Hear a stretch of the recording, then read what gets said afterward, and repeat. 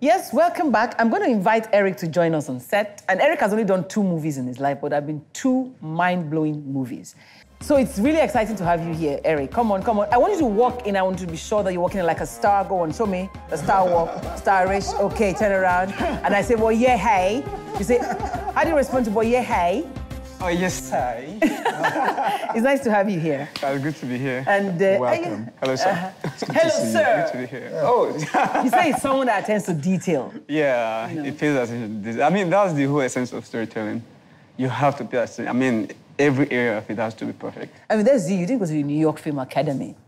You are self-taught, more or less. Yeah, I'm self-taught. I mean, you just have to read until you're sure that you can do something. Then... So, but that's something to be said for being self-taught, though, because he's produced 2 great movies, even though he didn't go to the New York Film Academy, like some have to go. Well, he's a good storyteller. And so that's the key. That, to me, is always the key. A lot of people go to New York Academy to go and learn camera work. He knows storytelling. Oh, that's the difference. That's different. Okay, but you know, what I find interesting is you've picked themes that ordinarily people, I'm not going to say, okay, this movie is treating rape and I want to see it, you know, or treating pimping and I want to see it. But you did it without any fear or favor. Yeah, I mean, like, it's just what you feel. As an artist, sometimes you just want to express something. You get it? So I think that was the story I wanted to tell at that point. So what inspired it? Slow Country, that is? Slow Country, basically, I think it's about... Some people say I'm a feminist, but I'm not. I don't think I am. You must love your mom, that's the way I say it. I love my mom, yeah, of course. I love my sisters, because practically my sisters raised me. You know, like, they were still young, maybe 2 years gap, 3 years gap, but... They raised me. I mean, they used to bathe us, feed us, so like that. So I have soft spot for women. So I hate to see women suffer. I hate to see women go through some tough times. For example, you see women on the roadside with their kids and selling under the sun, things you can't do even as a man. So it breaks my heart. So I think that must have inspired the country. So, so the people have to go and see. I would have said it has a happy ending, but I'm not sure. But, you know, people have to go and see it. It has a happy ending. I'm a happy person, so it must have a happy ending. It must have. So, I mean, were you thinking about... I did ask you earlier if making money was important or making movies. Which one is more important when you're thinking of content? Well, I don't know. I can't speak for myself, yeah? Because when I was coming to filmmaking, I didn't think about making money or being famous or anything. So, but you didn't study film. So what, you studied engineering? No, I studied science lab tech. Science lab tech, that's a science student. And then when you were going to school, were you thinking, I can't wait to get behind the camera and do what I gotta do? Yeah, you know, like, I think it has to do with the environment I grew up, you know, like, you have to be one professional, you read one professional called, like, medicine or accounting or, you know, law or something like that. So I think I went the wrong way. Don't let your parents that paid your fees. Yeah, you know, my parents, you know, I grew up with my dad, you know, broken home now, you know, I grew up more with my dad, so, and my dad gives you money, go to school. I mean, whether you're really going to school, because I was always traveling, just working. So, was that the inspiration for your mile from home? That wasn't the inspiration. The mile from home was basically, you know, like, I knew what would work and what would work. So when I wanted to make... Slow Country would have been the first film, actually, but the budget I had then... Hey, now you're talking money. No, it was because not. Amaka talks about how you crowd all of them into one little tight bus, and you people are going to shoot in some kind of way out locations. So money was an issue. It's always an issue in film, you know. So, but, you know, you're recreating people's life.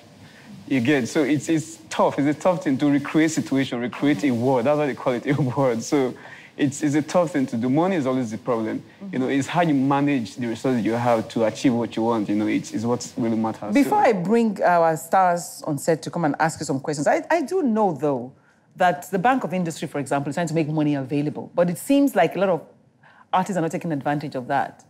Bros, or what do you want to say? Let's start with you, Bros, to comment on that. Because money is an issue.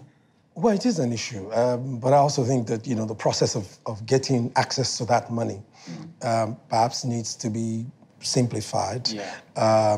Obviously, it's also important that the story that is being funded has capacity to bring back some money, because the idea is it's a springboard for the filmmaker. The filmmaker should be able to make enough money to then begin to make pay films back. regularly and pay back. So, but I think a lot of filmmakers, young filmmakers, need to also understand that it takes courage for people like Eric to determinedly push forward.